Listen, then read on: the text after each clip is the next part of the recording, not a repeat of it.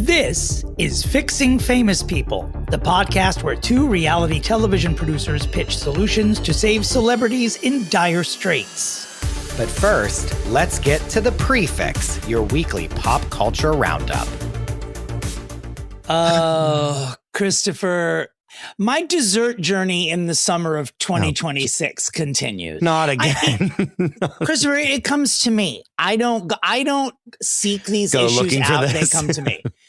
First of all, I don't know which came first. Like over the summer, I bought those firecracker pop Oreos, which caused a colonoscopy-like excavation within me. And then I don't know if that was before or after I finally came to terms therapeutically with my distaste for tiramisu, which unleashed a really, I want to say, malicious amount of emails from the listenership taunting me on a regular basis about the tiramisu delicacies available at Dunkin' Donuts and Starbucks, and you sending me the world's what was that, like a tiramisu luge at a wedding or something? It was basically that. It was like a Guinness Book of World Records for like longest tiramisu, basically. It was just so I didn't realize how bathed in tiramisu the world actually was. Listen, and once P.S. nowadays on Instagram, once you share one thing that's like outside of what they think your algorithm is, they're insane. Like, oh, you one time looked at a tiramisu. Here's every single time someone used tiramisu on the internet. And it's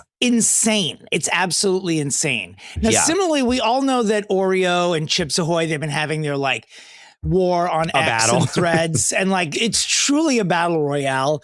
And it came to a head this morning right before we started to record. Friend of the pod, Dr. Rabbi Rebecca Louise Bregman, sends us a story that fans of Oreo are now saying that they've gone too far by introducing a KFC Oreo. I similarly will draw the line. Well, I'd probably draw the line at a Chipotle Oreo. Like, I almost think KFC is sort of the sign that we're nearing the end of what Oreo can do expansion-wise. This is the end. Now I'm going to be getting only Adele content for the next 9 days. When she tells all the people to stop yelling at that kid that was in her concert. Remember that? The best video, though, when she's like, he's fine. Which I am on her side with that. Anyway. The KFC Oreo has to be stopped. I'm not sure. No, it's not good. It's not good. But I feel that they're doing it for this exact reason, for us to be upset about it.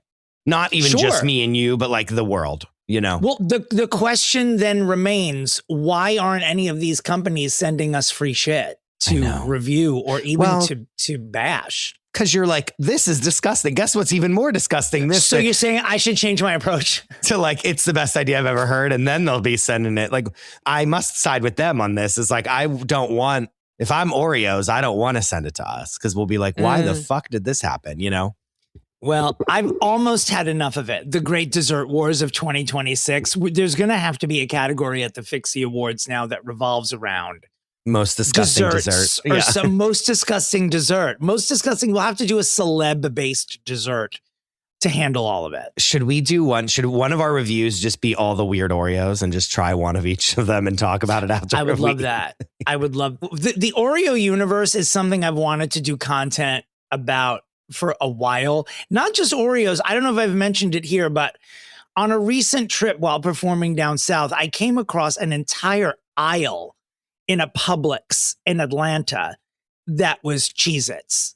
And there's like a whole Cheez-It. Yeah, I have discussed this, right? Yeah. The Cheez-It universe is something that must be further investigated. That's something I want in my algorithm. So Siri, if you're listening, Cheez-Its, Cheez-Its, Cheez-Its. Sure. Bring me the Cheez-It content that I love. I do love a Cheez-It. I'm not going to lie to you. They're so good. Yeah. So good. And so addicting. Speaking of addicting, Tom Holland continues to be the world's biggest movie star with Spider-Man, its second blockbuster week, and The Odyssey, I guess it's fourth or fifth also blockbuster week. And this on the news that recently in Surrey, the UK, that Tom and Zendaya had a proper wedding. Now, I saw something online about it costing $500 million. There's absolutely no way that There's is no true. and what for what? For what? For what? Like literally for what? However, I don't see them being that either. Like I see Taylor Swift being like, I need to spend $500 million on this. 100%. Like I don't see that. They're like, we're fine. But you know what? Excuse me. I said 500 million. I meant 500,000. Pardon me. Is that what it actually was? It's 500,000, and I said 500 million. It's a little bit early, and I've only had one cup. 500,000. That makes sense, though. But there we go. See, I still think that that's even too expensive for them. I think if they hear us mentioning Taylor and Kelsey Grammer in the same sentence as them, they're like, disgusting. How dare you? That's the opposite. But I guess 500,000, because what in America people spend 200,000 on a wedding, right? 250, like that's not. Is that like that? You could do that easily. No? Like if for like a nice wedding, like a really expensive wedding, like 100%. And then they're both movie stars. So like just for the tiramisu gift bags alone would cost 100,000. Would it not? Their world's longest tiramisu wedding cake is going to cost at least 100. You know. Mm-hmm. I can't believe I just said 500 million and didn't like self-correct as it was coming out of my mouth. Like that's what the Spider-Man just made that. And that can you imagine? Well, because what is money? Check on a wedding. What is money anymore? Do you know what I mean? Like, what does money mean? You know what I mean? It's just like 500 million. Yeah, sure. The price, Everyone I owe money to is saying right now, yeah, Dominic, what is it? And where is money? It? Thank we know you don't know what it is. What I love more than anything in the world is when two titans clash. And today's Clash of the Titans is two of our very, very favorites, Martha Stewart and the Duchess of Schmuckers, Meghan Markle. Now, apparently they were at a dinner party recently, and Martha Stewart told People in an interview, People magazine, that is, in an interview that the Duchess of Schmuckers had just gotten back from the palace and was talking smack about the king and her recent trip. A source close to Meghan Markle released a statement saying that Martha Stewart is not telling the truth and that Meghan never spoke about her European trip other than to say that her and her family had a great time. Martha is basically saying, I said what I said. I am a doyen, and I needn't lie about such a pissant. But also, why is Martha getting involved is my other question. Like, because it just seems strange for like Martha to be like, hey, people.com, guess what I heard? Like, that's so strange to me, no? Yes and no. I mean, strange because Martha would seem to be above such nonsense. But let's remember that if there's one thing that the elderly like to do is just like remain relevant. So she's popping up here going, here's this person that tried to snatch my crown. And I'm telling you, nice try, bitch. You are not a lifestyle expert. You're someone who gossiped about your father-in-law at a dinner party in Montecito over some soufflés, some summer soufflés. Do we think she was fawning all over Martha? Yeah, right. I don't know. Or do you think she wasn't, and that's why we're here? You know what I mean? Like she was and Martha's like, oh, you didn't want to fucking say hi to me, you stupid little bitch. Like here's what, you know what I mean? That's it. That's it. Martha was mad that Meghan didn't come up to her and say thank you for crawling, walking, and running so I could slide over to my neighbor's house, pretend it was mine, and put together lavender bundles for my guests' baths. Everyone is always, that's the first thing to say, like, this isn't even our house. And I'm like, not one of these shows like this that's ever been shot has ever been shot at the Real House, ever. But there's something about the way Meghan felt so homey in there and referred to her home. That's what, because we're always questioning her poserishness. Yeah. Paucity, and that's why, because she begs for it. Perez Hilton, obviously a big story this week. What an evening as that unfolded on the internet for a number of reasons. He obviously had a psychotic break while live on TikTok, and we needn't go into the details of it because most of you already know. Let's just say it was terrible. Let's say it's terrible as anyone who has a psychotic break. But what's been sort of fascinating, and I'm being sincere here, like pop culturally, what's been fascinating is people trying to be good people. I don't want to say tripping over themselves, but it felt a little bit tripping over themselves, making sure like this is terrible, you know, he needs help, and trying to be as compassionate as possible. But watching the internet weave their way through trying to be compassionate over someone who is essentially reviled by the majority of people, also based a notoriously on non-compassionate person. Oh, 1,000%. Yeah. And you know, I don't know if I'm overstating it, but like all historical figures, and unfortunately in pop culture, Perez is a historical figure. He's incredibly polarizing because he's part of a class of websites on the internet, which includes Delisted, Pink is the New Blog, which truly, if they didn't exist, we might not, and Dumois might not, and you know, Las Culch might not exist either. But it's just Perez singularly went about what we do in a truly horrible and malicious way. We don't even need to get into the details here. Just suffice it to say, this was someone who was deliberately cruel to many celebrities, a lot of them minors at the time.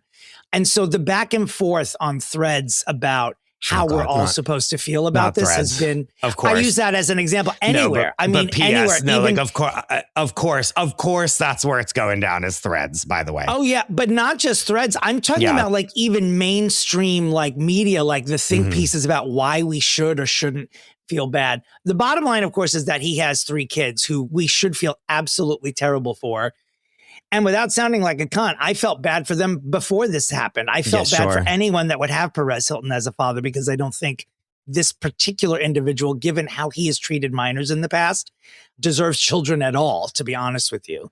But really shocking. And as we've spoken privately, I won't mention the names of these people that really get under my skin, but there are certain podcasters who have gone above and beyond covering this story.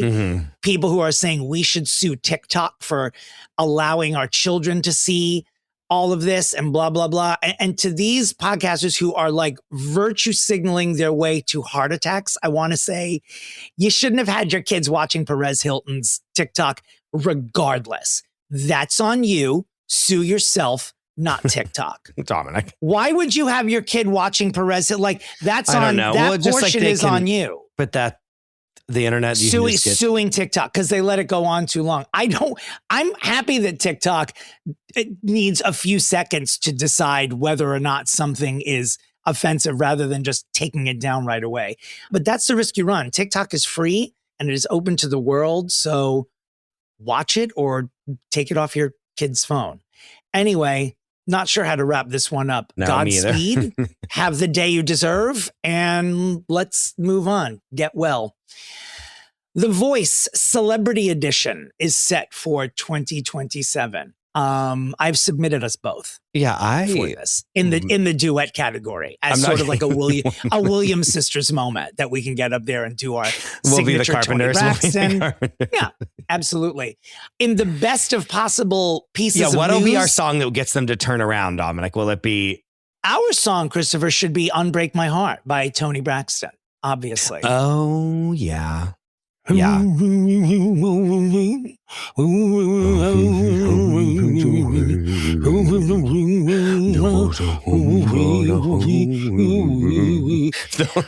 They'll be like, hello? They'll be like, hello. Just like we are when we hear the song. Just to see if someone's having a stroke on the stage. They'll be like, someone needs help. And they'll be all push their buttons together. Like, and we'll be like, we did it. If you Google what are the lyrics to Unbreak My Heart, Siri just shows you a blank yellow Post-it. She doesn't even know. Like no one knows what the words are. But in what can only be described as a bombastically wonderful piece of news, the Celebrity Voice season that is set for 2027 will be hosted by none other than Miss Kiki Louise Palmer. Look at motherfucking God. Look at God. She will host the new iteration of the singing competition. I'm quoting directly from The Hollywood Reporter, with Joe Jonas, Queen Latifah, and Riley Green sitting in the coaches' chairs. Look at your face. You did not know that. Queen herself. The Queen. Wow. Yep. Who is the fourth, or is it just 3? Right now, it's just 3. I'm sure they'll announce a 4th. Carson Daly, I guess, taking a break from it. After 30 plus seasons of The Voice, Carson's like, you know what? Kiki, I'm going to take a break. I'm going to take a little Riley Green. Hold on. Gotta Google that person. I don't know Riley Green. Who is this person? I'm assuming this is a country star. Yeah. I mean, he is hot. I'll say that. Riley is a man? Yeah, Riley is a man. He has like a big back cowboy hat on. He's handsome. I'm sure he's racist. I'm joking. Oh, the mustache game is strong. Yeah. See, that's why I got to get a new guard on my shaver. I'm trying to get my beard that Dominic. short. I was thinking, see this picture of him in the Biscuits hat where he has the mustache with the little flavor saver. I'm looking. I want to try to do that, but then add keep some of the bottom of my facial hair. And I've been wanting to do it forever and I've never done it. And I'm scared to do it because I've literally not ever had this beard as a full-fledged adult. And I'm nervous, but I want to try it and just see what it looks like.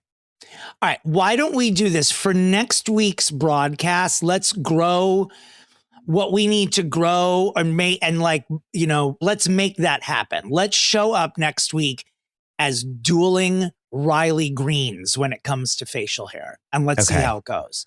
Wait, have you really not? I for some reason I've pictured you. Well, to me, you were born with that beard, so I don't know otherwise. So how long have you had that beard? You didn't have that Probably beard your whole adult life? I moved to New York.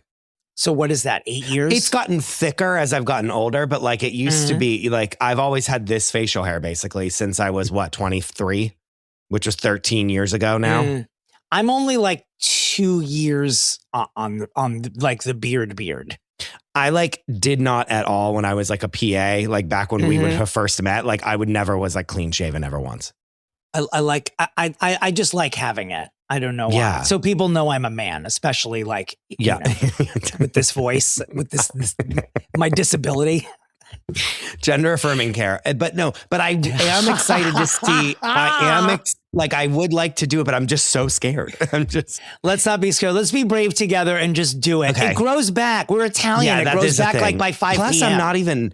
I'm not even at home. So it's I can just, if it looks terrible, I'll just you're afraid about being humiliated in Hoboken specifically? Is that why? Yeah, I can't have my neighbors seeing me look terrible. You know what I mean? So it's I'd be more afraid about looking busted in the Hamptons, since that's where you are. That's where I'm afraid. I don't even like going outside in the Hamptons. I feel ugly just driving through it.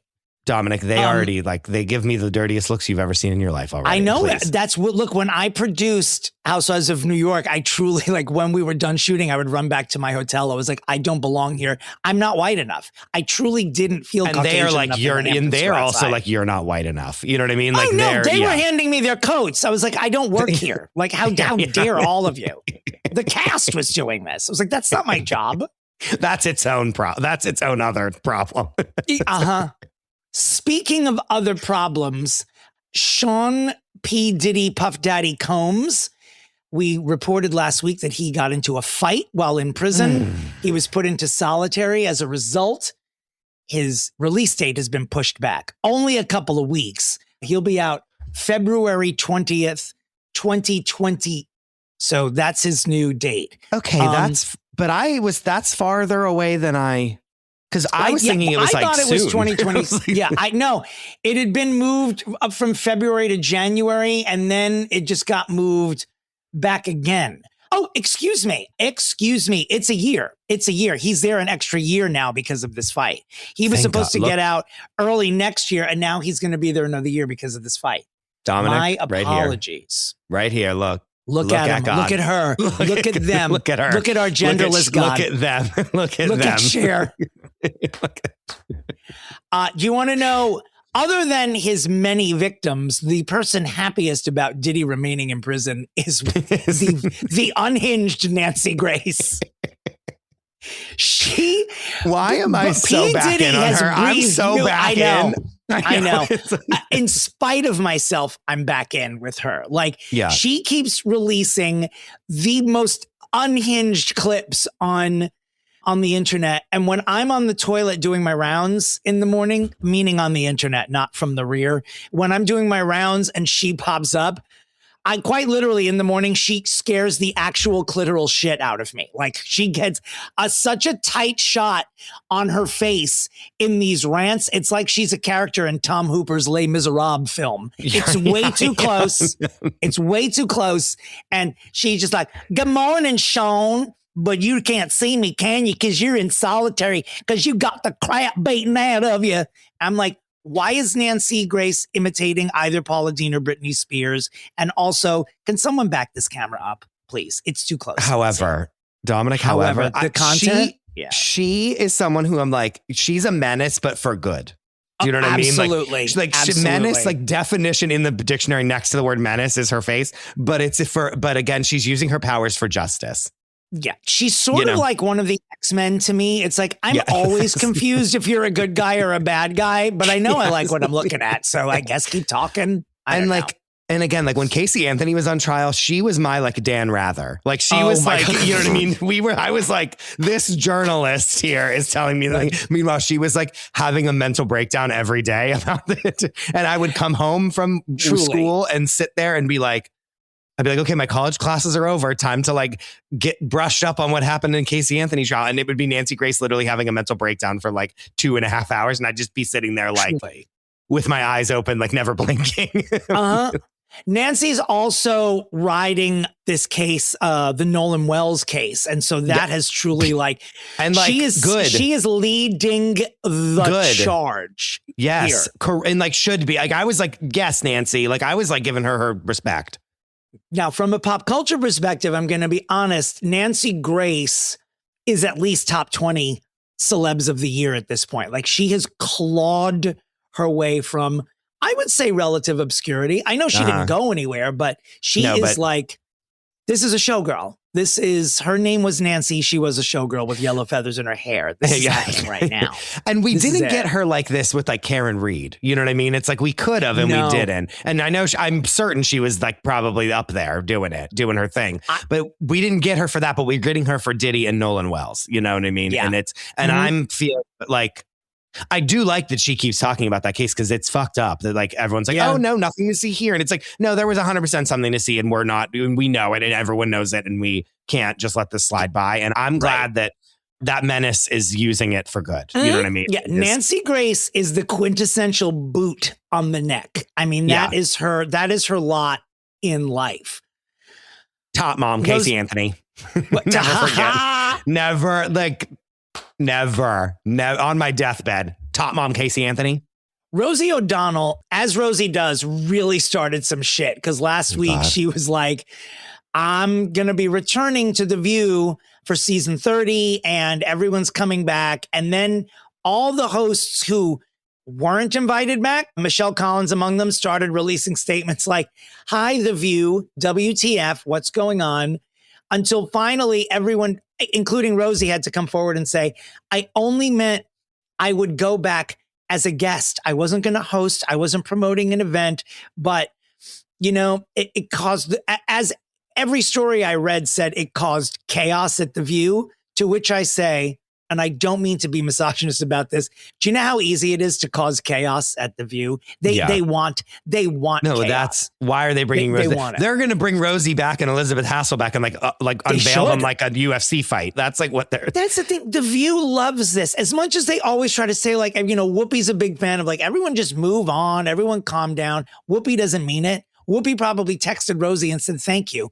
The numbers were down 1/10 of a point last week. Now you made people say, wow, is Debbie Matenopoulos coming back? Is this the week? Like she really, that's why Rosie was so, I wish she'd never left The View. I truly wish that she'd never left it. I know, but. I know. Or where would we be though? Did The View leave her? Where would we be if she was still on it? I wouldn't like that. Where would we be? Just in general as a society. We'd be sad. I don't know. Or maybe she'd be worse off because Rosie is very sensitive. That's what we I'm might saying. not have her with us. Yeah. She might have like thrown herself off a bridge or something. Oh, that was a nice thing to say. A$AP Rocky, the husband of one. Oh no. I mean, talk about an elusive chanteuse. That's not Mariah Carey. That is I'm scared. Rihanna. Yeah. A$AP Rocky in an interview recently said she's going to kill me, but I have to tell you, she's in the studio and she is, quote unquote, cooking. She is cooking right now. She's got shit coming. I don't know. I feel like this, in the 4 years of this podcast, this is probably the 1 billionth time we've said there's new music coming from Rihanna. Well, I'm pleased to hear this news coming from her husband, but I'm still calling bullshit. But again, didn't we talk about like, there was some story where it was like, oh, there was like 4 different albums that almost came out that then she was like, no, I'm like, I don't like it. And then like just threw it in the garbage. So like that could just happen again. I don't know. Like until we have a release date, I'm not. It's been 10 years since Rihanna's last studio album. 10 years. However, she put out an album every year for like 10 years straight. And so that's like that. I have to always bless it up to her because it's like she didn't let us stop. She didn't let us stop. She didn't stop. And like she was like touring with an album and like another album was coming out. And she was like, well, when am I going to tour this?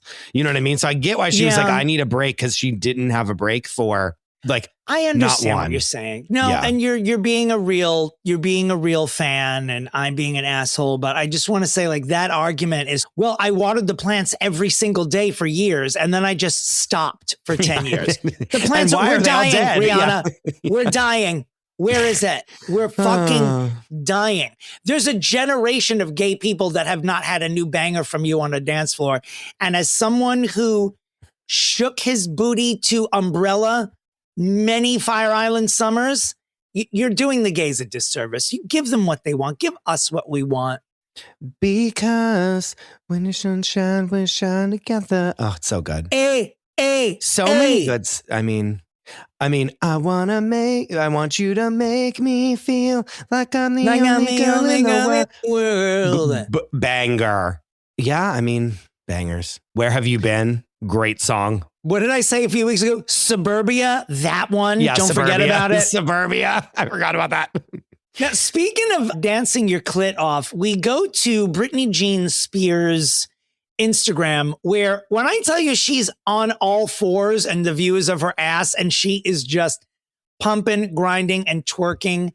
And in the process, and she is, I believe, since deleted the text that was on this video, there's an insinuation that someone on her staff was a spy. I don't know if it was a maid, and she's posted several things in the past week alluding to this, like the paparazzi got her to hire a maid or the house staff person who was like reporting back to them about shit that was going on at her house, and you can't trust anybody, blah, blah, blah. To that, I say, that is shocking, and I believe you, but that's not the paparazzi's fault. That's the fault of your staff. Like you've got someone that famous has got to have a screening process that is next and like to none. So many NDAs, like a Kardashian level of NDA. Beyond. And you know, like NDAs will only take you so far because quite honestly, people don't care about them anymore. And we've discussed that here. Like what good are they? But just the background check, and not just a background check. If someone's going into Britney Spears' home, they need like a Pentagon level. Honestly, anyone working for Britney Spears should go through a Senate confirmation hearing. I'm saying it right or here. Like don't let anyone in that house like that. Senate confirmation hearing. They should. And like it's like Secret Service level of skill is what I want. Absolutely. And she has the money. You know what I mean? Like and needs it. She also said, however, the devil's advocate though, they're like, well, she's just like writhing on the ground like a dog. So like, what does it matter? She's just the worst things that are going to happen. She's just going to put on her Instagram herself, you know? Yeah. And that is. So you think that the people who are even clearing these servants, as it were, are in on it? No, I just think they're I don't want to use the word cahoots this early in the day. I love cahoots. There's cahoots. No, I think happening. they're just like, what's the use? They're like, what? I could do this big screening process, but like, what's the point? Like, she's going to just be doing Brit on her Instagram. So like, so what if a couple stories leak?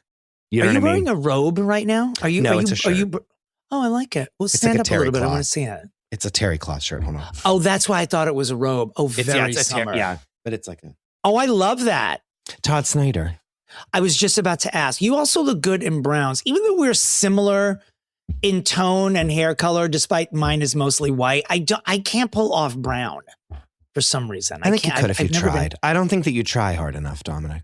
I mean, I'll give you that. Remember when you tucked Find the right brown for me. Remember when you tucked your shirt and then it was like a revelation? Like, you know what I mean? Yeah, but I can't do that anymore because I'm almost invisible from the side and people were unable to find me on the dance floor. So I can't tuck in anymore.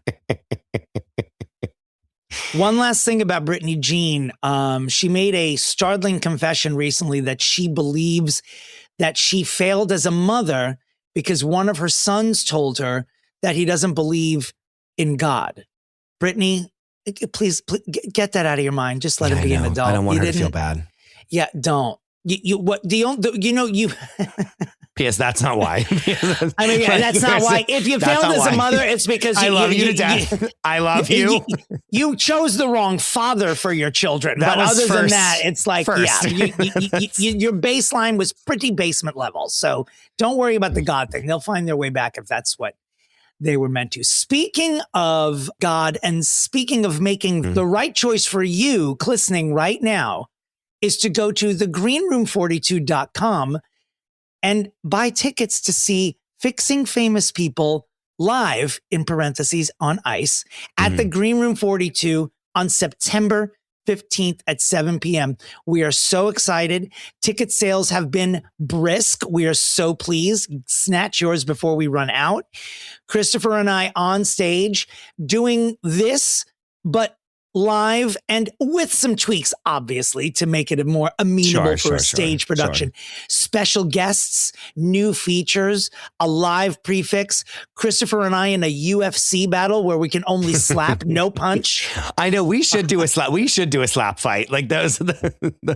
Christopher, don't underestimate me. Don't. I might look like Tattoo from Fantasy Island, but I will kill Mr. Rourke. I will. Get out of here. Be careful.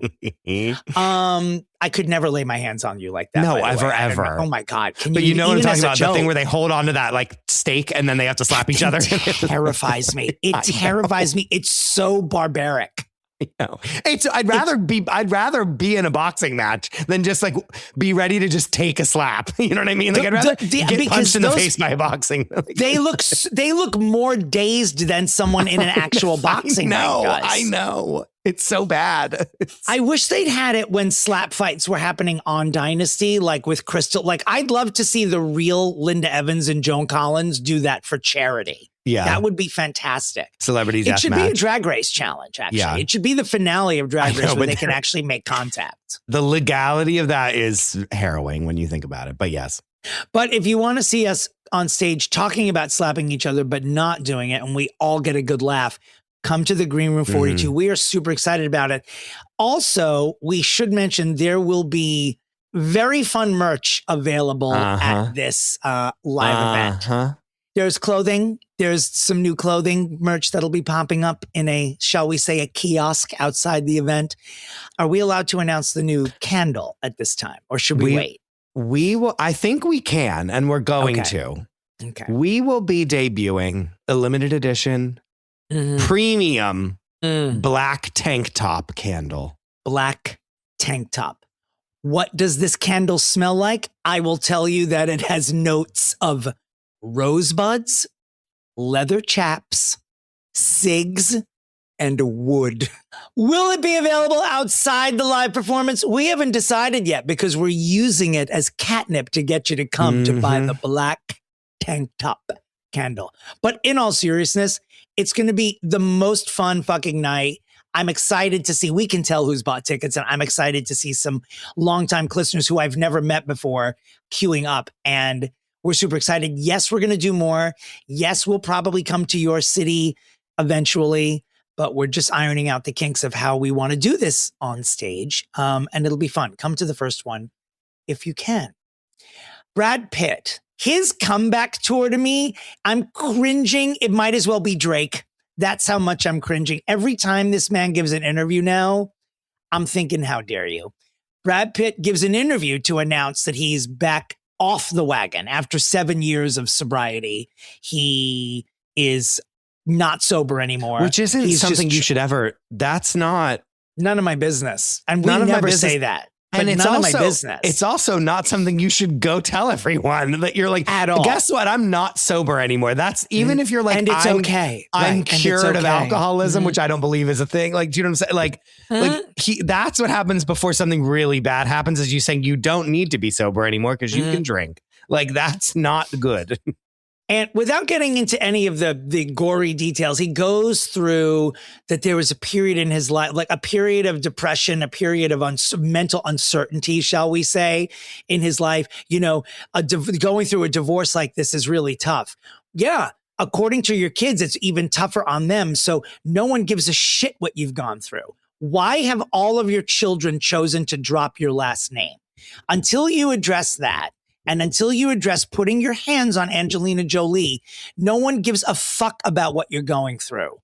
Is that our official statement, Christopher? Sure. Will you sign that? Sure. Great.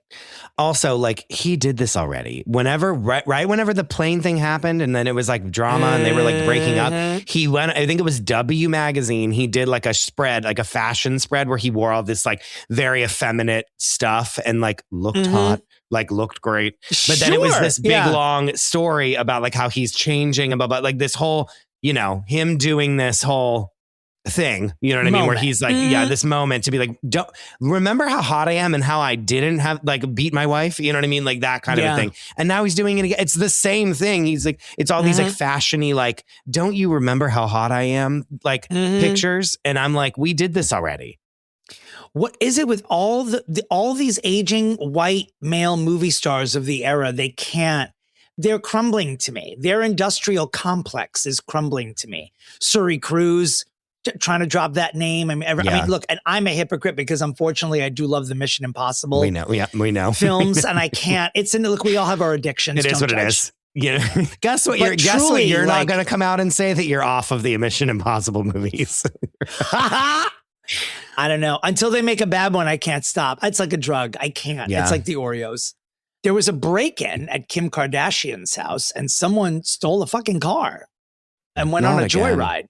I guess she's been staying next door or close by to her $99 billion Calabasas estate while it undergoes renovations, and someone broke in. My question is, I feel like that's like an isolated of enough neighborhood that like no one accidentally breaks into a house like that, right? Like you have to know the person who lives there deliberately, right? No, it's 100%.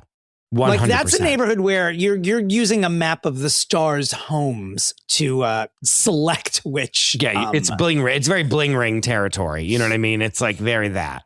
Let me tell you this story while it's on my mind. But my mother has been going on a purge of her home since they retired like 2 years ago or a year and a half ago. And I'm an only child, and my parents have basically, their attic is almost like a museum to me. It's equal parts flattering and terrifying. So the latest box that I brought back to my house included a letter that I'd written to Lucille Ball. When I was a teenager, Lucille Ball was still alive. And my mother and I bought a map of the stars' homes, and we went to Lucille Ball's house. And we drove, and Lucille Ball was in the front yard when we drove up to her house. She was out there, I think, with her groundskeeper, which still mystifies me about certain areas of Beverly Hills, like how close in lower or middle Beverly Hills the houses are to the street. Yeah. And I jumped out of the car and I screamed, "Miss Ball!" I will never forget this. I was 15. And Christopher, when I tell you that Lucille Ball darted back into her home like a bullet. She did. Now, we go back, and I only I'm so sorry. Miss Ball is another thing. Miss Ball. I'm mad at you that it took you this long to tell me this story. This is an icon. I would never scream Lucy at Lucille Ball. I had too much respect. Miss Ball. And she ran back into the house. I felt so terribly about it. I went back to our hotel, and on Embassy Suites stationery, which my mother gave me this weekend, I wrote a 2-page letter apologizing to Lucille Ball for terrifying her and just saying I would love to meet her someday. And I was a huge fan because I loved Lucy. I loved Lucy when I was a kid. Of course.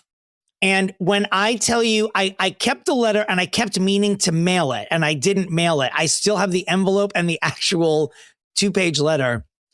And then Lucy died 2 months later. And for years, I thought that I killed Lucille Ball. You killed her. It's your fault. I thought that I had like started some sort of chain reaction that gave her a heart attack in the fall or winter of that same year. Okay, this is bringing up something for me where when we were toying with who we wanted to do Fixing Dead People about, and Aaron said we should do Lucille Ball, and you were like, I don't think we have enough to say, like I'm nervous, like blah blah blah, and I wonder if you were dodging it because you were nervous she was going to say, Dominic, you did kill me. You're a murderer. You're a murderer. Dominic, you are a murderer. Is that you did say like I don't think we should do her. But now I've come clean. Now I think we have to. I'm sorry, America. I killed Lucille Ball. Now I think we have to just to get to the bottom of this. All right, we'll do it. Okay. Let's channel Lucy. Let's channel her. Wow. Okay, now this I'm very excited about this next story. Michael B. Jordan and Raye were spotted together, I hope, on a date. Look at God. At Six Flags. Look at God. Look at motherfucking God. God being Hello Dolly. Look at God is playing Patty Stanger right now. This is a dream celebrity relationship. I won't even front. I mean, when I say dream celebrity relationship, I mean I want to see them on OnlyFans. Wink. This is a hotness contest. That's a tie. Please, if the answer to where is my husband is he's right here in the roller coaster next to you and it's Michael B. Jordan, I'll take it. Yeah. Please. It's good. Please. And this is good for her because she's like right there. She's right she could go right over the edge and be really famous. And this would get this. Even if this is fake for press, it's great. Mm-hmm. Like, even if it's completely fake, like, it's like still, great. It's great. You know what the thing is too? And I'm wondering the choices that her management made when they were releasing singles, because I'm hoping that when the Grammy nominations come out, which I guess is at the end of this year to be presented in February, Where Is My Husband was not in contention for the last awards. Like, it came out right after it would have been eligible. Yeah, like right after. And I think if Where the Hell Is My Husband, or whatever the title of the song is, had been it this past year, I think that would have put her over the hump that you're talking about. Because as it stands now, like, when it will get nominated because it's a great song 100%. And she's like a generational artist. When it comes out, the world's going to be like, wasn't this last year? And it was last year, but it just wasn't eligible. I'm curious. Have you listened to the new album, Tip to Tail? I haven't, but I would like to. I like it's her. Good. I feel that she's very Amy Winehouse coded. They don't have the 100%. Same style, and no one will ever be able to replicate Amy Winehouse. But like Aaliyah is to Sierra as Amy Winehouse is as to Gaga Raye. Is to Madonna. It's exactly the same. Yeah. And I don't even think she shies away from that. She sounds just like her on occasion. And I find her so talented. Yeah, she's so talented. Anyway. Good luck to both of you. You just unbiased. You deserve each other. That's what we'll say. That is this podcast's official position. Feeling great. Do you know how gorgeous their children will be? Can you imagine? Madon. Well, Heated Rivalry has added. I didn't read the books, so there are more leads in the Heated Rivalry universe than just the two that we are familiar with. They have found these new characters are called Troy and Harris, and the actors playing them are named Charlie Gillespie and Justice Smith. I do not know either of these gentlemen. They are both, as you would imagine, impossibly You know good Justice. From where? You know Justice Smith. He's in. I mean, not personally, right? No, yeah. No. He was in, what was he in? Jurassic World, Fallen Kingdom. He was in Pokemon Detective Pikachu. Did you watch that movie? Do you think I know him? You think that I know him from Pokemon's Magic Kingdom? How dare you? I saw the TV glow. If you Google Justice Smith, if you see him, you do. He was in that show called Generation that was on HBO Max. He was the main character. Okay. You know him. You do know him. And right. He's a great actor and he deserves more roles. Great. Now, I don't know. Again, I didn't read the Heated Rivalry books. I don't know, but I do know there's like a mild amount of backlash because these guys are like super fit and super gorgeous. And one of these characters was apparently supposed to be maybe overweight or not impossibly gorgeous. And since both of these are, some people are like, please don't do what gay people do and prize good looks above everything else. But to that, I say, just let them be good looking. It's what, don't disappoint all the Susans who are watching the show and like getting their life from it. Let everyone just be gorgeous. It's fine. Not that you can't be gorgeous and thick. And I speak from experience, but let's not fight. Like this show is so groundbreaking. Let them do what they want here. They're also never going to be, no one's ever going to be happy with what they end up doing because the fandom became so big so quickly. It's never, there's going to be, they could be like someone farted and they'll be like, how dare they? And that'll be like an uproar. So speaking of someone farting and how dare they, James Haven, who you know as Angelina Jolie's brother and possible lover from the kiss they exchanged at the Academy Awards many years ago. He has left his wife and come out as a gay man. Well, that's also chapter 6 of my book. So how dare you imitate? Number one. He's about and number 2 decades too late to do this, by the way. Is not, I mean, whenever you're going to, he's like at the Richard Chamberlain age to do this. It's like beginners is what it is. You amateur. The whole world not gasping in surprise, but honestly, however old you need to be to live your truth, girl, welcome to the party. And also, no one ever thought that Angelina Jolie's brother had any chance of being a heterosexual anyway. Didn't we just already know that he was gay? I don't know. I guess not. He was married to a woman. I don't know. That's the most shocking part of this. He was married to a woman. Mm-hmm. But welcome to the party. He released a statement. He went on Instagram because that's what people do. And welcome to it. I don't know what I think Angelina released a statement that just said, duh. I think that was sort of it for James. Welcome to the party, James. Give us a call. We'll tell you what bars to go to. Christopher DeRosa, I know that you recently watched the Michael Jackson biopic or biopic, if you are mentally ill, on a plane, and that you rather enjoyed it. Did you not? I have to say that I really liked it a lot. That's good. It was really, I found it very well done. And they did a great job of not shying away from things that certain things that would come to pass, and they were laying the groundwork. Like there's a point where then you see a monkey is delivered to the house and he has Bubbles the monkey, and you shudder in fear knowing they tease you with Bubbles. The fate, the fate that will befall in everyone. Once we see Bubbles is there, you know what I mean? Well, absolutely. Well, according to Deadline, Michael Part 2 will officially release in late 2027 or early 2028. Filming is set to begin later this year. That's great. Now, this is where, however, like when you're saying, they didn't gloss over certain things. This is where we're going to see how much glossing is going to take. Couldn't be more nervous if I tried. Yeah, couldn't. Yeah.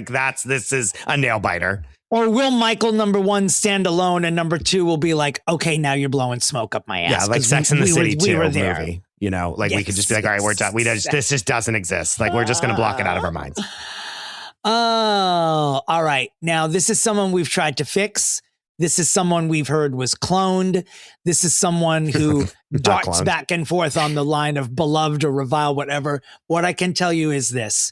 Jim Carrey is going to star in a new live-action Jetsons movie. My initial response to this was, I don't have a word for it, but it's sort of like an of course, or when my body agrees with a casting, I'm like, yeah, why not? Like, why? Mm-hmm. It felt right.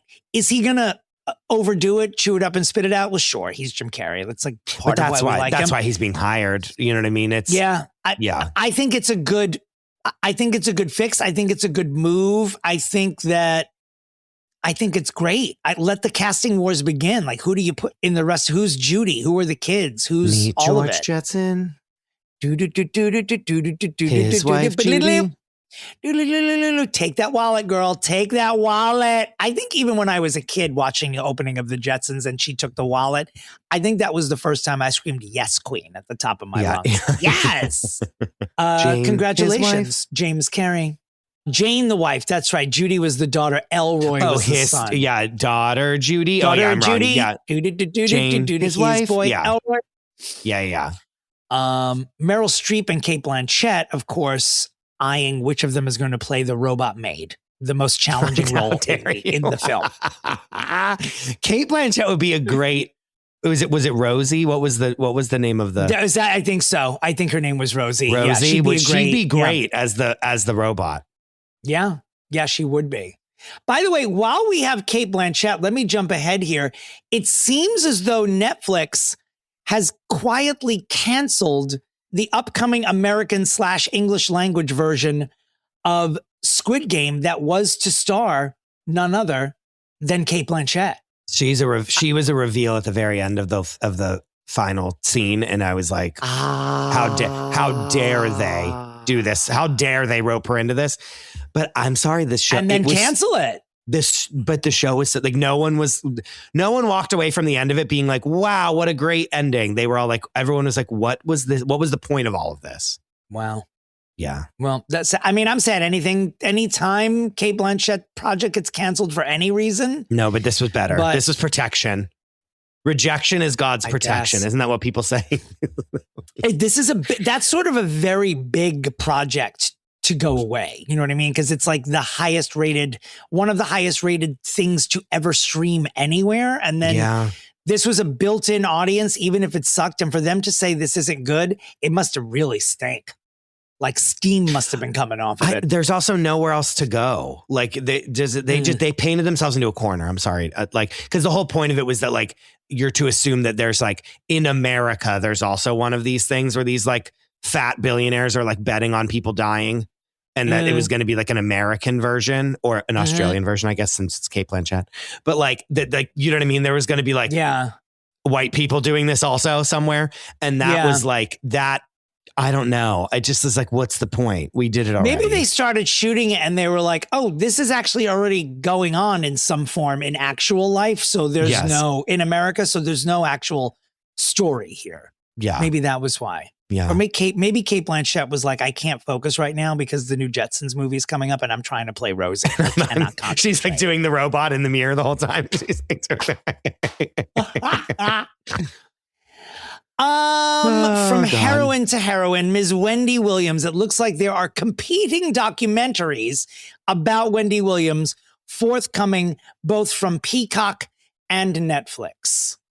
No word from Wendy on either of these yet, but I'm in, but I need like none of this. I need like an Oscar contender documentary that's like an investigative situation that's like blowing the doors wide open. But documentary only. I'm not ready for live action biopic on Wendy Williams. Like, no. Didn't we have that already on VH1? Remember where she was like smoking crack in the club and like blowing it up in the thing? Like, you know what I would actually like is when is someone going to take one of these biopics and just do an animated version of it? Like I would take Wendy Williams' life story as a cartoon. I would love that. Honestly, a sophisticated Pixar, like let's do that. That's what I want to see. Think of her being like Bohemian Rhapsody and with Pixar. That's what I want. Think of her being like a like Disney Pixar version of her going, Dula Peep, I'm sorry.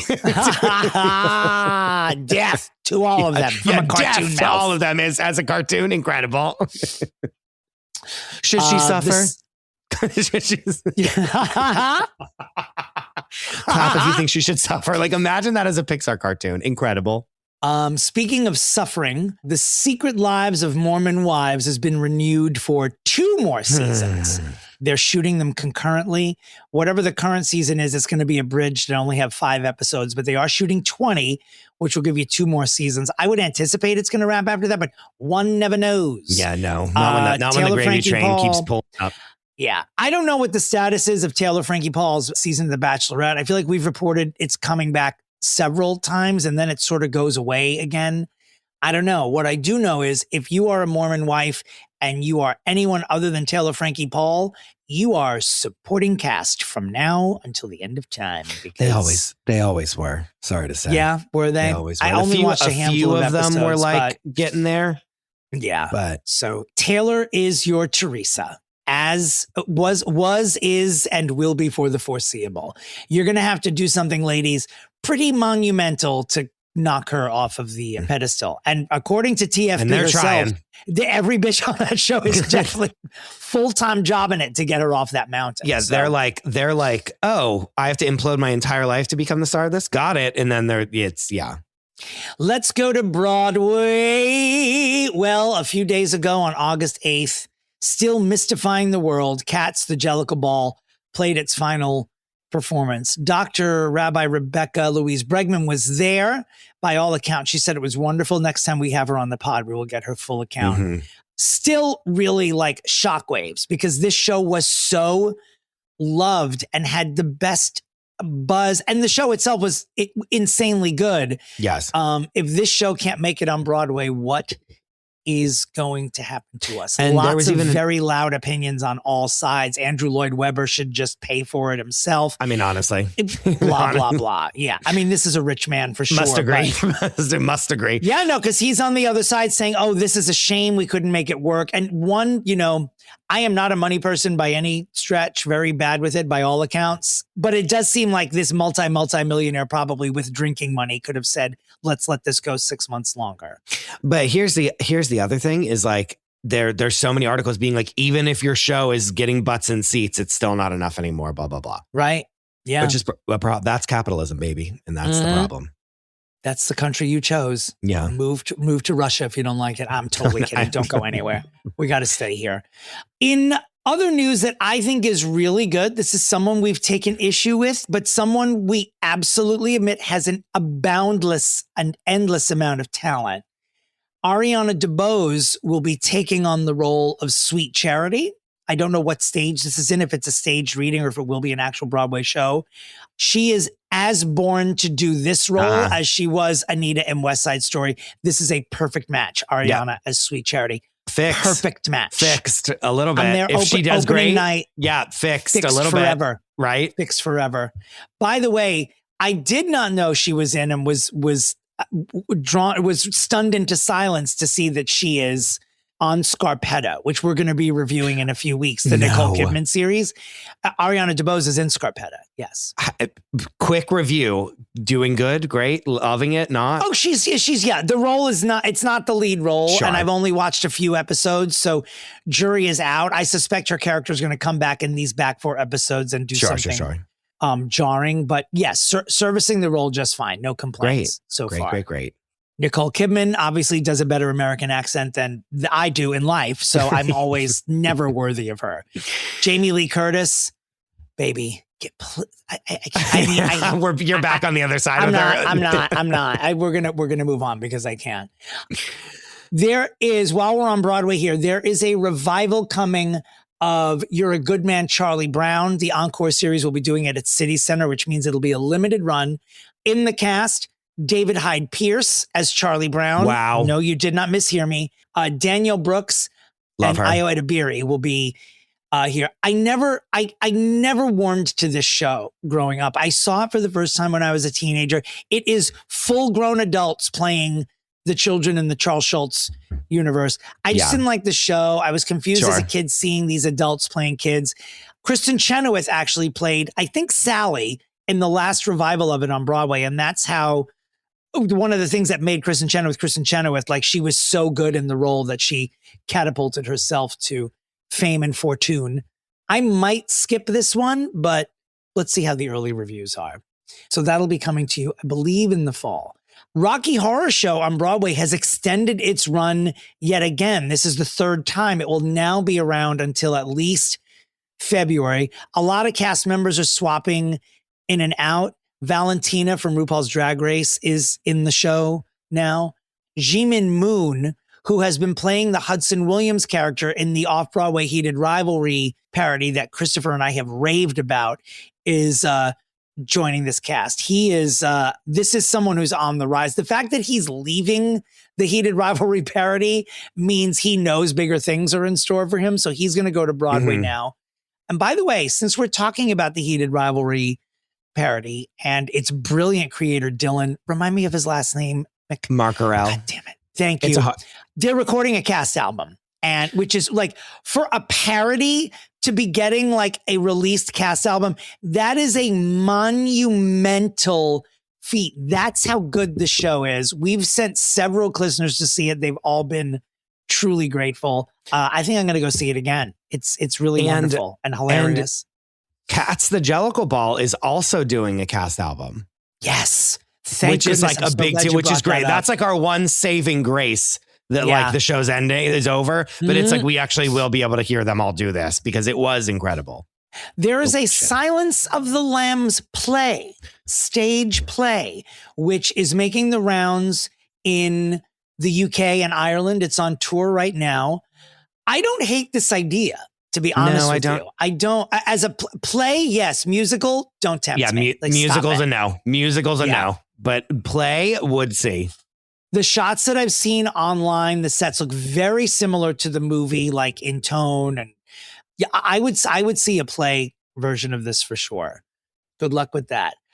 Coming to you off Broadway, Divine in Divine, Beyond the Flamingos. It is an off-Broadway play about Divine, and Divine will be played by Eureka O'Hara, she of Drag Race and Drag Race All-Stars fame. I mean, looks-wise, Eureka O'Hara is Divine. There's no notes there. Is she an actress? I have no idea.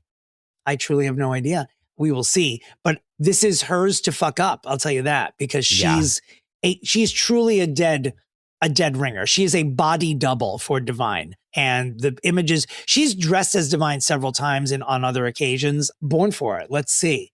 Getting back to the world of reality, in this economy, ... Honey Boo Boo's sister is now doing hardcore OnlyFans content. I am referring, of course, to the beloved Pumpkin. Lauren Pumpkin, is her last name Efford? EFIRD. She has released hardcore OnlyFans content 5 months after joining the subscription-based platform. This according to page6.com. You got to do what you got to do. If I thought anyone would pay a dime for this old ass, I'd probably be doing it as well, to be honest. So, but sex work is Mama work. June really, speaking of a body upgrade, Mama June was like, all this money that we made on this show, I'm just going to put it into my body and then we're good to go. Yeah. And I've heard that Mama June is destitute. Like, well, I've heard that Mama June is like reacting negatively to it, to which I say, you took all of their money, baby. Like, what did you want them to do? Each one of your children has not good things to say about you, quote unquote, managing their finances. So this is the bed you made. Lay down. Prince Andrew, remember her? Well, speaking of go away. Yes. He, according to people.com, he has a stalker. The former Duke of York was reportedly accosted by a man outside his home on the Sandringham estate in May. Oh, well, stay inside, I guess, girl. I don't know what you want. Meanwhile, it's Sarah Ferguson. That's the homeless man attacking her. Sarah Ferguson. She's like, let me back in. And he's like, no, and closing the door in her face. Yeah. Talk about making your bed. Go lie in that, Andrew. Not my problem. And the public doesn't have to pay to protect you anymore, from what I understand. So thank God. Look at God. In better news, Aubrey Plaza has welcomed her first baby with her boyfriend, Chris Abbott. She's a mom. She welcomed her first baby. I'm trying to see if it's a boy or a girl. I don't know if we know this information. I didn't know that this Christopher Abbott, by the way, was Christopher Abbott who portrayed Biff in the also recently closed Death of a Salesman on Broadway. If I may say, he is a hot piece of ass and brought a fiery intensity to the role of Biff that was truly unbelievable. Congratulations to you both. Aubrey Plaza is a person that we only want good things to happen to be honest. And that's that. Good luck with your baby. Shania Twain. Oh boy. Well, Shania has been in the crosshairs recently because she is 60 and she looks fantastic and is like 60-year-old such as nearly myself, showing off that body. A lot of people have reacted badly to her short skirts and her frills and chills and everything she's doing on tour. To those people, fuck off. Let her do what she wants. The bigger problem is that the album came out and it sold really poorly. Like, it's not, she's been ubiquitous recently. She's on all the shows, doing all the things. We've talked about her weekly here for a few weeks because she keeps dropping bombshells, biopic, other shit. But the album didn't sell. The album did not. sell. And we're not begging for music from her. Is this problem? We weren't, were we? We weren't. You know, and I love her. And again, I'll take that biopic though. I'll take that biopic though. Yeah. It's funny because so many people are like, oh my God, like her body, blah, blah. Like that was like what happened. Like that was what she was at the beginning, was they were like, she's like the Britney, they used to call her the Britney Spears of country music because she was like showing her midriff, and that was like very frowned upon in country music. Like she, like, let's not forget where we started, was her like being sexy, you know? And if 60-year-old women can't be sexy, let's just say one of the people hosting this podcast will have to go to work today and deliver bad news to a cast that does just that. Yeah. 60-year-olds are sexy. And I'm going to say that until I turn 61. How's that? Beach. I was never a Gilmore Girls gal, but I do know that there is a Gilmore Girls doc that is coming to HBO Max that has the Gilmore universe a clitter. Congrats to all of you. Did you watch Gilmore Girls? No, but Rebecca has watched it enough for both of us. She loves Dr. Rebecca Louise Bregman. She let us come on through. Maybe we'll watch it, and she'll do a special guest appearance for our review of it. Maybe. I feel like I can't do anything involving the Gilmore Girls outside of the autumn. I feel like that entire show is just about autumn. Is it not? It kind of is. And coffee. Like, did everything only take place between September and November on that series? Which is beautiful. Of course. Sure. You know? Yeah.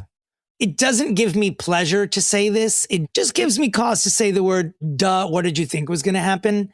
Lauren Boebert's adult son, Tyler, has been arrested on child sexual exploitation charges while awaiting his fate on other crimes. Isn't it?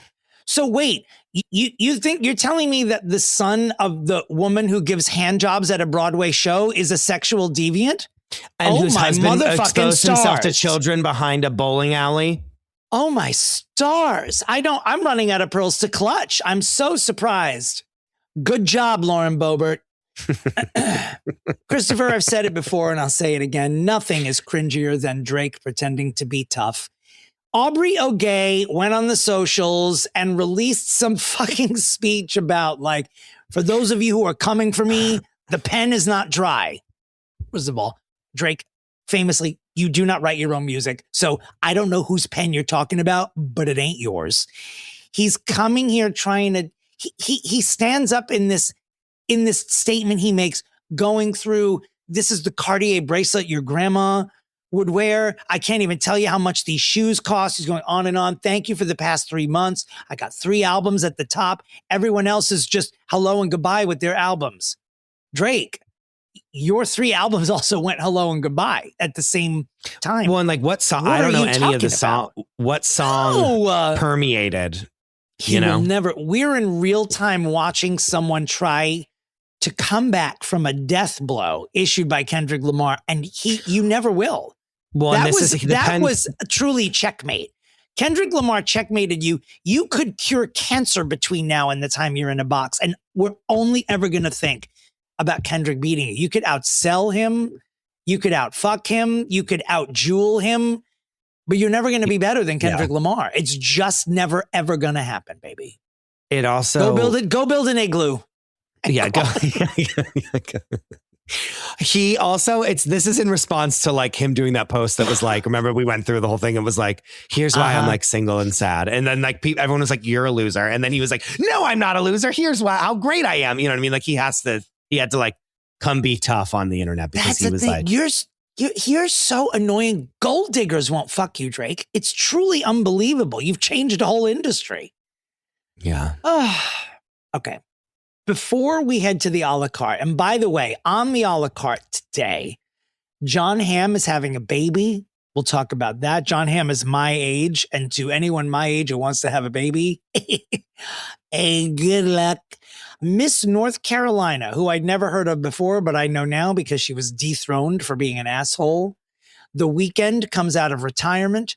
Morrissey cancels his Vegas residency before it begins. If that isn't the most Morrissey thing ever, I got better than mid performance. Anne Hathaway has to defend whether or not her baby bump is real. Usher has to defend whether or not he's using a cologne in concert. God, you can't even make these things up. You cannot even make these things up. The Tupac murder trial, very low key, begins. Jury selection beginning. Why is this not a big story? I don't know. Will there be a fifth Matrix movie? Are Tobey Maguire and Ice Spice actually dating? This story is back. Is The Simpsons retiring after season 40? And is Rachel Dolezal a legit sex coach? One of her clients speaks out. Let's just say the answer is mostly yes, and I'm probably going to be writing her shortly. Like, I don't know why I haven't already. I don't know that I need advice. I just want some new tricks, and I feel like she's the one to do it. And when you hear Christopher and I gushing about her more than we have in the past, there's a current glow up happening with Raye. Body be banging. Not Raye. Don't call her Raye. Don't call her Raye. So Ray's face is so beat. It's unlike whoever the gay is who just threw up his hands and said, "Fine, let me do this." A+. A fucking plus. And before we leave, by the way, who are we fixing this Friday on the Friday edition, Christopher, of Fixing Famous People?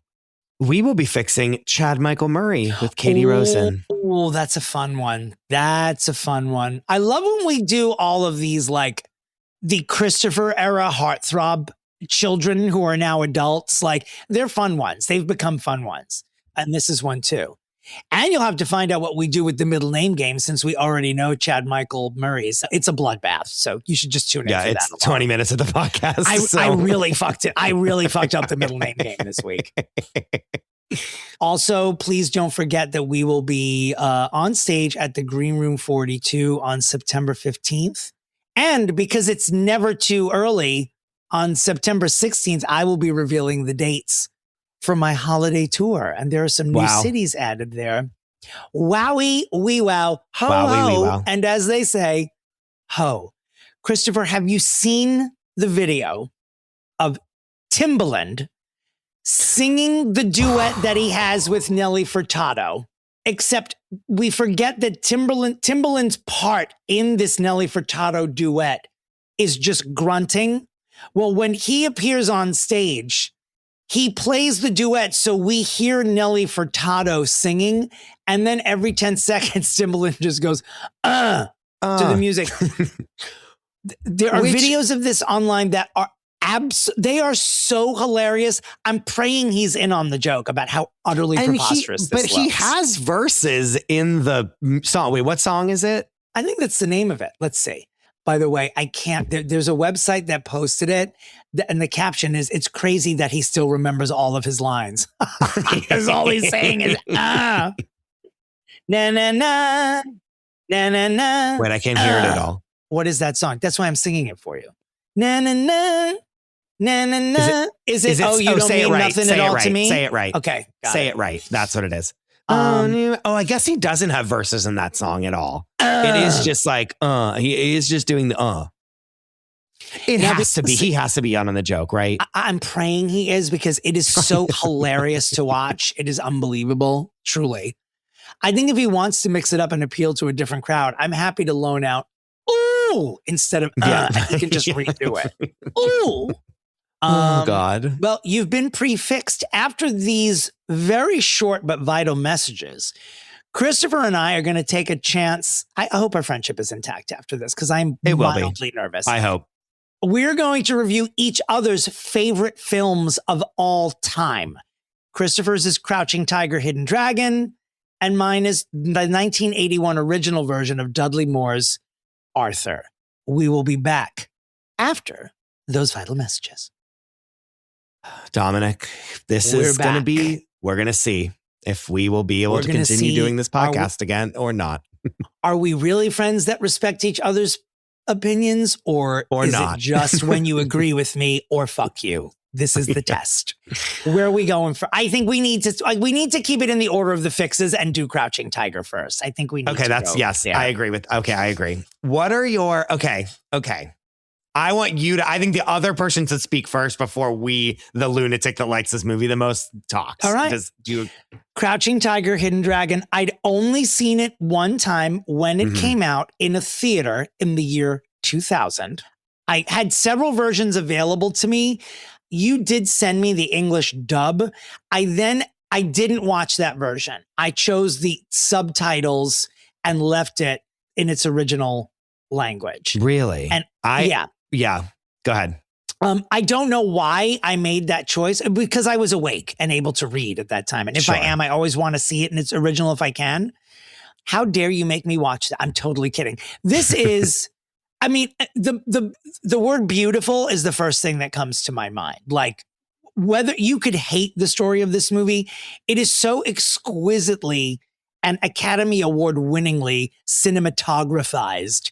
Truly unlike any movie before or since, because I've never watched a documentary or investigated how all these things happened, but it all looks practical and believable. Like when people are balancing, full men balancing on a twig of a tree and it doesn't bend, it's like very beautiful, very ethereal, and shot and presented to you in a way that looks so you're looking for the mistakes in the martial arts portions of this movie. And there are several bloodless fight scenes, which I thought was a very interesting choice. I shouldn't say completely bloodless, but several mostly bloodless fight scenes, which I thought was a fantastic choice because you're not distracted by it. And it never seems, it makes the fighting never seem gratuitous. It's really moving story beats are happening within all of the fight scenes of this movie. They all serve a purpose. What I love the most about it is that I am a lover of soap opera in any form. This is that. I mean, the story itself is very much a melodrama about love and strength and passion and all of it. It is that at its core, and so beautifully presented. Every performance is wonderful. It is very girl power, to say the least. I mean, the genders are treated equally here when it comes to both suffering and power. And again, but truly, like, you know what? There's so many wonderful things about this movie. It is truly Ang Lee's masterpiece. Like, he's done so many great movies before and since, but up to and including Life of Pi, which won him an Oscar, Brokeback Mountain, which won him another Oscar. This did not, which is weird. I think this was the year that did Steven Soderbergh win for Traffic this year? Is that who beat him? I think for the Oscar, and Gladiator won Best Picture. Tell the internet. What it did win was cinematography for sure. It won Best Foreign Language Film. That's a given. And it won Art Direction. Oh, score. It won Best. The music is also exquisite in the movie. Yo-Yo Ma does not miss, baby. Like, yes. Steven Soderbergh won for Traffic, and then Gladiator won for Best Picture. Won for Best Picture, obviously. Everything got split up. I'm sorry though, to beat Gladiator in cinematography, like a cultural touchstone of the American experience, Gladiator. Do you know what I mean? Yeah, for sure. Period. I will say this in comparing the two, though, is that Gladiator is a fantastic movie, which I got to put on my list and watch again because I haven't seen it in a minute. But on occasion when I'm watching Gladiator, I'm aware that I'm watching special effects, and not just because the Colosseum is appearing in its original oval form. There's tigers that are unleashed on them. And so there are moments when I know I'm watching special effects, but in Crouching Tiger, that moment just never comes. Like, it never, like, they are flitting about with these special powers that are never any special effects. They really are doing all of this. So bizarre. You don't. Where are the? As my mother would probably say, where are the wires? Where are the wires? How are they up there? I don't know that I'm looking at anything other than people who actually possess the ability to fly. Yeah. And it's funny because it reminds you, like, Charlie's Angels is a movie that I put in this, and then also The Matrix, who is the fighting scenes are choreographed by the same person as in Crouching Tiger, Hidden Dragon in The Matrix. But two other movies, this is a movie that was parodied so much because of the fighting, like much the like Ultimate Honor. You know what I mean? Like the Matrix, like the flying back Matrix when he's shooting the thing, when they're shooting the gun and he's dodging the bullets. Like them flying and landing on the bamboo like stalks as they're fighting in the end of the movie. That's like was so parodied by everyone possible at the time that it became such an Americanized movie by just yeah. Tell me what you thought of when Michelle Yeoh and the woman that plays the young, like the third lead of the movie, when they have their fight scene. And Michelle Yeoh uses every single weapon that's in the dojo, and the young girl only uses the Green Destiny sword. I need someone to tell me a better fight sequence that has ever been committed to film. So elegant, just so elegant to watch. You know, like it was fantastic. Everyone in the movie, there's really not a weak. There's not a weak note. You know, Michelle Yeoh's boyfriend. Occasionally he was getting on my nerves because it took a little too long for me to see in him that he was into Michelle Yeoh. That was the only thing that annoyed me. Played by Chow Yun-fat. Yeah. Chow Yun-fat. Thank you. I was, he annoyed me a little bit, but I don't know if it was Chow that was annoying me or the character, but that was the only time I ever got taken out of it. Yeah, Everything else I understand great. that. Yeah. Yeah, the point is that they're denying that they have feelings for each other, and that was like they could never. He denied it too much in the beginning. Yeah, me, that was the only thing. Yeah, and you know, you're suspending your disbelief in this movie without, like, not to spoil it for people who haven't seen it, but you should see it. And if you can find the English dubbed version, just DM Chris and he'll send you the link, because it's difficult to find online because the streamers don't have it available. They only have right now the version where you need to read subtitles. It's in its original language. So DM Chris and he'll send you the link. Normally I would say don't watch the English dub, but in this movie, because it is so visual and because Michelle Yeoh and Chow Yun-fat do their own dubbing of their own, it's not an American doing special. it is them. Yeah. You know what I mean? It's not like a white person being like, here, I'm Michelle Yeoh. It's actually Michelle Yeoh's voice. That makes me like it more. Do you know what I mean? Sure. Like it's, you know, it's so beautiful. Like it's so, I know this sounds weird, but even the fight scenes are soothing to watch somehow because it's so, the entire movie is just like a level of sophistication where you're like, if you're not someone who likes art house movies, like it's a movie for everybody because it's an art house movie. It's an action movie. It's a love story. It's all the things. It's when Christopher says it's a perfect film, that's what I take from that. Like it's truly, there's something for everyone in the movie. You do have to suspend your disbelief, not just because people are balancing themselves on leaves, but also because like there are villains in the story who are revealed to be villains, even though it's like they change their hairstyle and that's how like their Clark Kent, their Clark Kent glasses in this movie is just putting a hair up in a bun. And it's like, I know who you are, babe. I saw you from the beginning. Or no, and then when they're Jade Fox, when they're like, here's a picture of her and it's literally the woman looking at it. Like she's looking at a picture of herself and it's clearly her. And they're like, who could this be? Yeah, there is that. Yeah, 100%. But it's great. I mean, it's a you can't overgush about this movie. It truly is that good. And so no frills in the beginning. It's just like, hey, there's no credits. It's just like, this is Crouching Tiger, Hidden Dragon, go. And you just begin and you're in it. What did I say when I texted you last night? I was like, I'm in the middle of Sir Tay's Kennedy compound right now. And I'm in it to win it. I mean, it's just everything about it is beautiful. I'm sorry. We'll get emotional. When I was in LA, a couple times ago, and we went to the Academy Museum, it has such a there's so much of it that's in that museum because I really feel that it was like a precursor to a movie like Parasite that was able to like go from foreign language film to becoming Best Picture. Like it was the first in my lifetime for sure that like a movie that was not made in America or in Hollywood was like pushed its way into like regular category Oscars that wasn't just relegated to an international feature, kind of a thing. And like was getting having all the Americans on their toes in stealing award, not stealing, but like winning awards. You know what I mean? Where you would think that like this international feature would never have its place there. You know what I mean? It definitely broke ground in that respect for sure. The amount of films that it influence. I love the movie Kill Bill, and there's a very specific scene in this movie when Jen, we'll call her the ingenue, even though that's sort of an insult. There's a young female character who basically takes on a room full of men in a fight and destroys all of them. And I was like, wow, this is very similar to a scene in Kill Bill, which I also love. Pulled it up, same martial arts choreographer. Yun Woo Ping did the same, who you mentioned did The Matrix. He also did Kill Bill.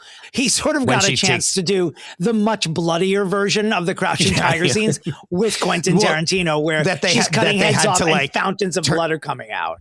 That they had to put in black and white because it was going to get an NC-17 rate. Like it was going to get a rated X because it was too bloody. So they had to put it in black and white to not have it be so bloody.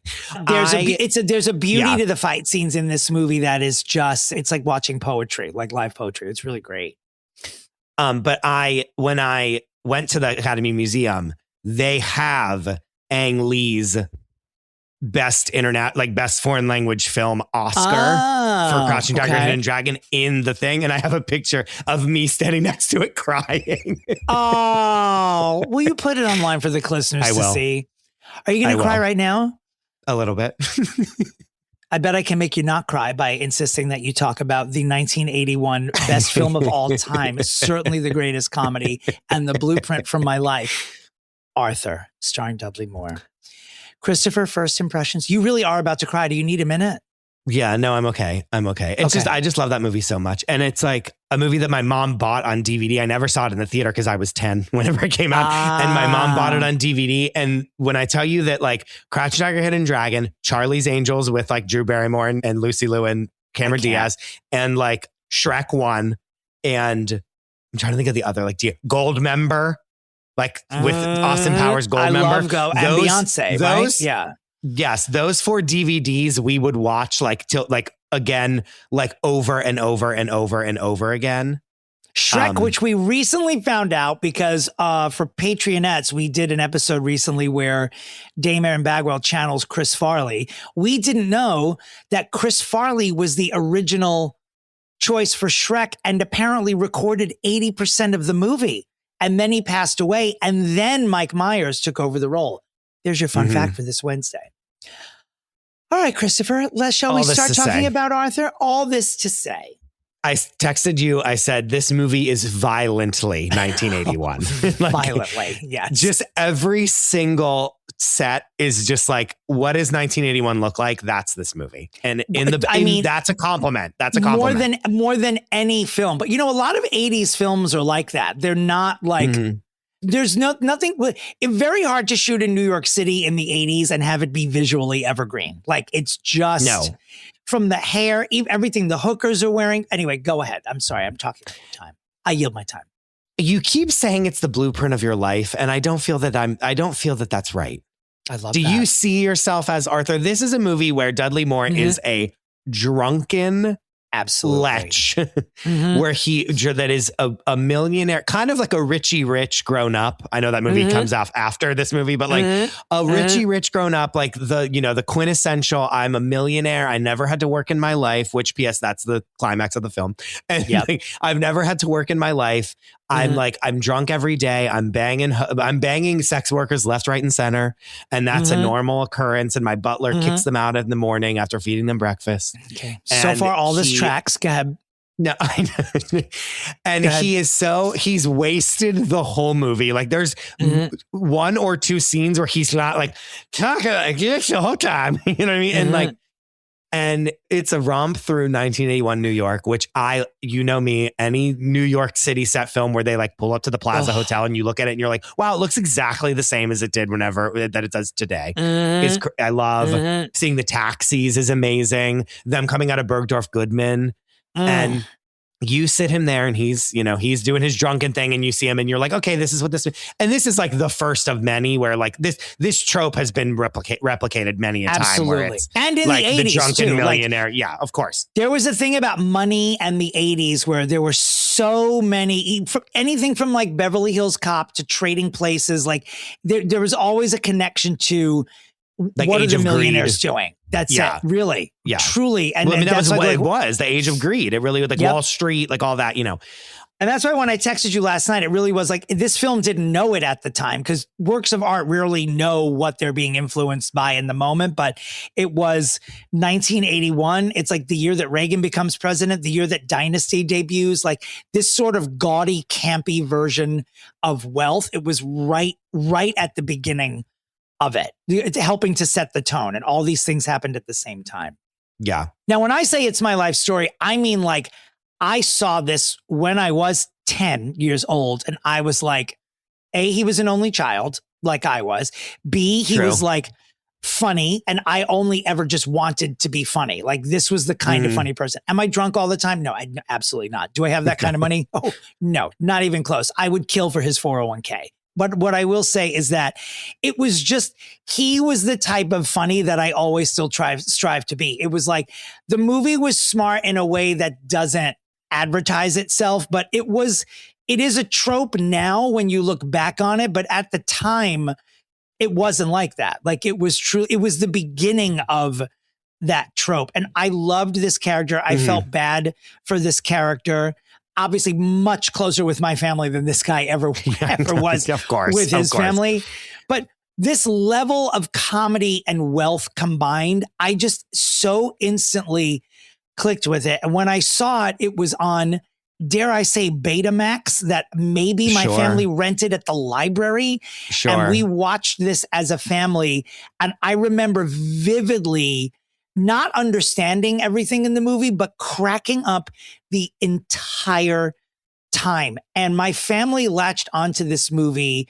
There's a moment in there where Arthur, this multimillionaire, looks at his handler, essentially played by Academy Award winner for this film, Sir John Gielgud, in one of the greatest straight man supporting roles of all time.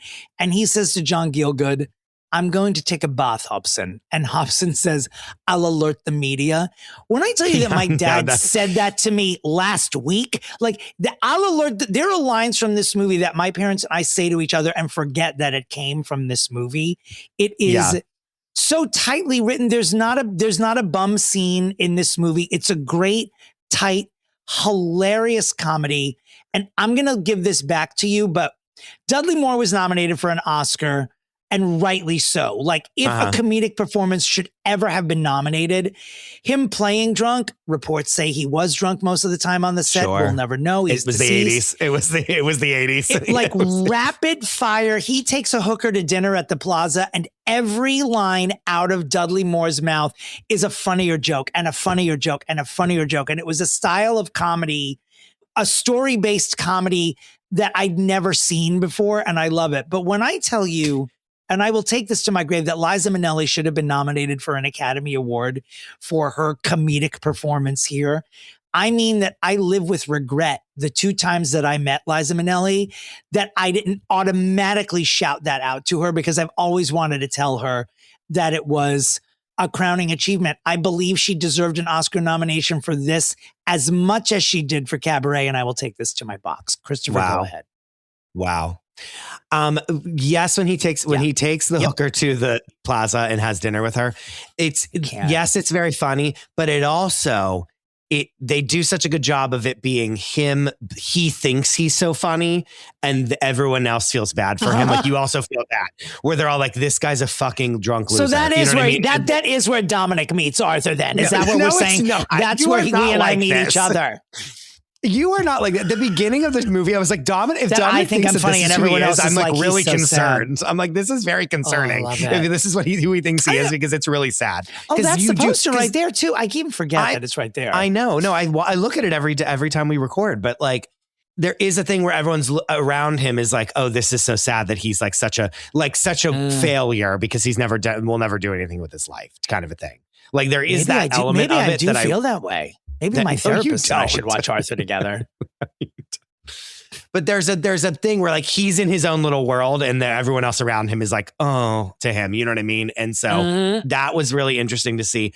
And when I tell you that Liza Minnelli, when she comes out of Bergdorf Goodman after shoplifting a scarf, and that outfit, that needs to be my house. That's Halloween costume. It's how, with a tote or a duffel bag, a Ferrari branded duffel bag, a blue and red striped shirt, and a red bedazzled cowboy hat.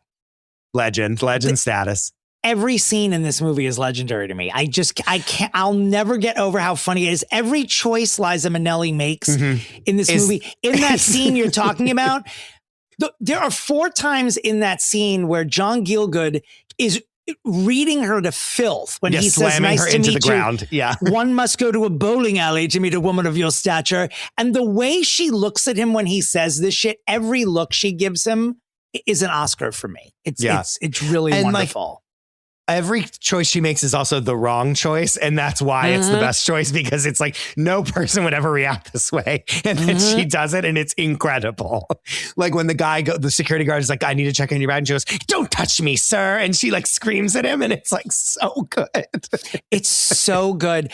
When Arthur, I think everyone already knows the story, but this is a billionaire and his family is going to cut him off from the family fortune unless he marries the daughter of another billionaire. But he meets Liza Minnelli while she's shoplifting at Bergdorf's, falls in love with her instantly, and does he choose her over the money? Blah blah blah. Well, because he doesn't play by the rules. He doesn't play by the rules, and then she also doesn't play by the rules of the law of paying for things. And so he's like, we could get up to mischief together, and she loves it. And she's just a girl. She's basically Fran Drescher, like in The Nanny, like, and in Queens. And then then he goes to her house, like, and then the dad is there. Who is the dad? Because the dad was in something else that I like love. Barney. I can't remember, but he was I'm sure he's not with us anymore, but he was but he was in something all through the 80s and 90s. Hold on, let me look. And while you're looking him up, I want to say that there's a scene in the movie where Arthur is having dinner with his fiance, played by Jill Eikenberry, who you might remember from LA Law later on. She's sitting there eating a salad, and Arthur, there's so many details in this movie that no one would notice, but you should watch it. Arthur, on his dinner plate, just has a glass of scotch sitting there. That's his dinner at this restaurant. Every little Easter egg like that is so, I love it. It's a perfect comedy. I would imagine if you are a person who has watched rom-coms your entire life and is Christopher's age or younger, you could watch this movie and be like, I would understand if someone's like, "I've seen this before." But in 1981, we hadn't seen this before. Like that was, they did it because this movie existed. Do you know what I mean? Like they were, It's just so funny. And Dudley, I don't want to say he makes alcoholism fun. It is jarring that there is a drunk driving scene in this movie, which no one is ever referencing, but he drives himself from New York to the Hamptons with a bottle of vodka in his hand. Do not advise this, but he makes drinking seem like the most fun thing in the world, which I don't know if that's a good or a bad thing, but Liza Minnelli liked it. So that's it. Linda Marola as Liza Minnelli liked it. Who played Liza Minnelli's dad? Father is Barney Martin, and he played Jerry's dad in Seinfeld. That's who it is. Of course. Yeah. Because I was like, oh, I know this guy. You know what I mean? I'm like, I know him. And I'm like, oh my God, he's so young here. And I was like, yeah. When John Gielgud's character, you don't know whether or not he lives or dies before the end of the movie. I won't spoil it if you haven't seen it. He's lying in bed, and Arthur is terrified that his handler and best friend is going to die. And John Gielgud, as Hobson, pretends that he is actually dying. And he looks at Arthur and he says, "Before I go, I must tell you, there are 3 books. Please bring them back to the library," and then pretends to die.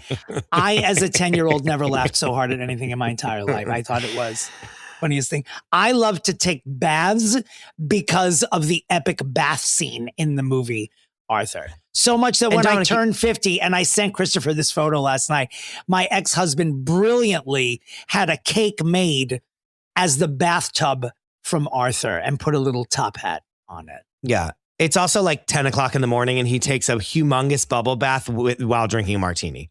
With a dirty martini. Legend. Rings Hobson on the bell and says, "Bring me a pitcher of martinis." He says, "It's too early." He says, "If you don't do it, I'm going to find someone else who does." Who will. That was the moment that 10-year-old Dominic said, "That's you." I want to be that's Dominic. That's me in the tub right That's Dominic there. Pupa if I've ever seen it once in my life.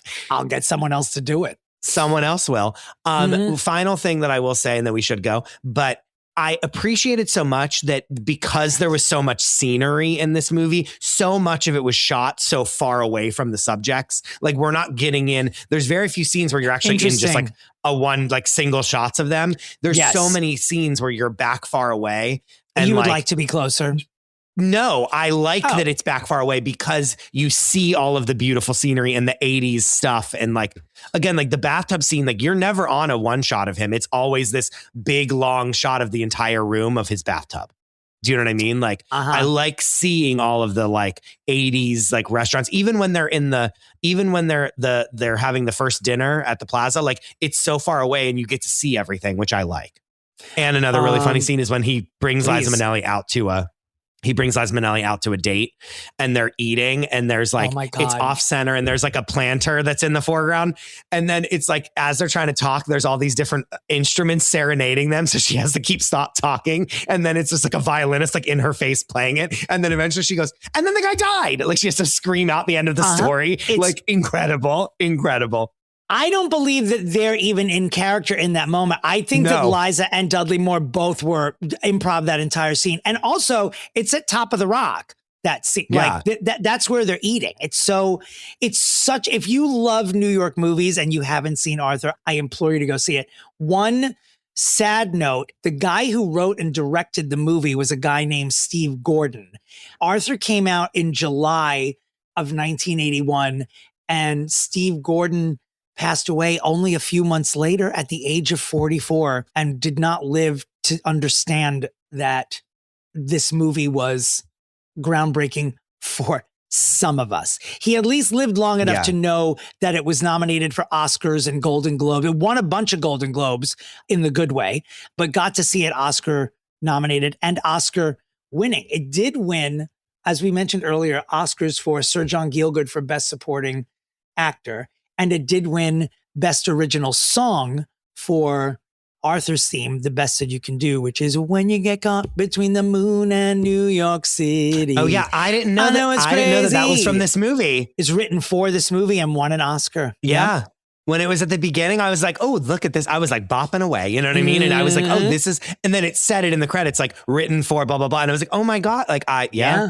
It was also nominated for Best Screenplay and, of course, Best Actor for Dudley Moore. And anytime a comic performance gets to sneak in to the Academy Awards, I feel like more often than not, that means it's like a superior performance, a la, Melissa McCarthy and Bridesmaids, etc. Like if you get to sneak in there amongst all the heavy shit that that gets nominated, that means watch me. Well, I'm glad you enjoyed it. I'd already seen Crouching Tiger, but had forgotten most of it because it's been 26 years. And of course, loved it. Of course.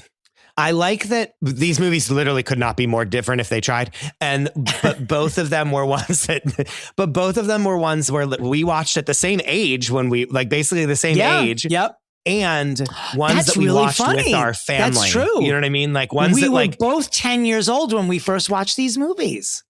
And ones that we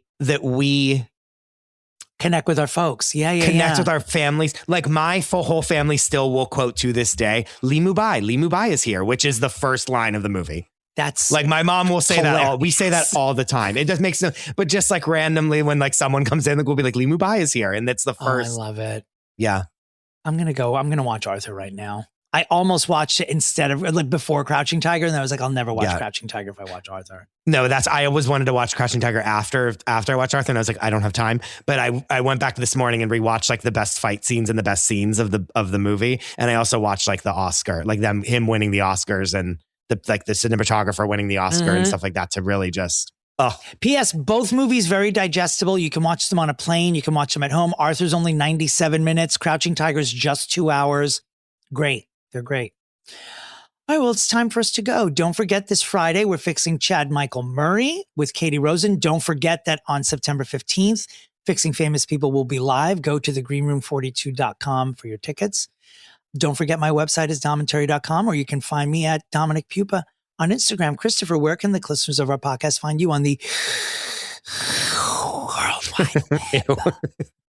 You can find me at the Krista Rose, as you know, and you can find the Patreon at patreon.com/Fixing Famous People. We love you. We wish you well. We wish you well.